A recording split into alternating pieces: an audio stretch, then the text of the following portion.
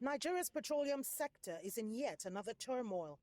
Falling crude oil prices has been battering the economy for over a year. Its naira is in a free fall, and now its revenue from liquefied natural gas exports to the United States has been completely wiped out.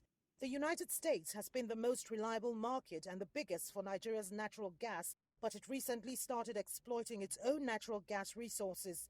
At one moment, Nigeria was exporting up to 20.3 million cubic feet of its natural gas to the US. But only 2 months ago, its exports to the US hit the zero mark, denying it much needed hard currency to realign its economy. It remains unclear how much longer it would take for the country to find an alternative buyer. Liquid gas exports has earned Nigeria up to $33 billion over the years, but by some accounts, much of that revenue has not been remitted to the national treasury.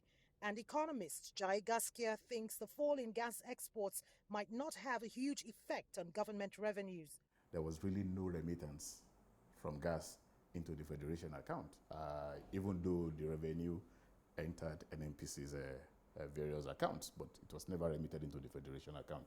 So if you look at that background, you could say that it's probably not going to have as much impact on revenue for the government. But given that this is a period of economic crisis, dwindling resources, where every available revenue would have been useful, then that would be a significant, would have a significant impact on the revenue base of the government.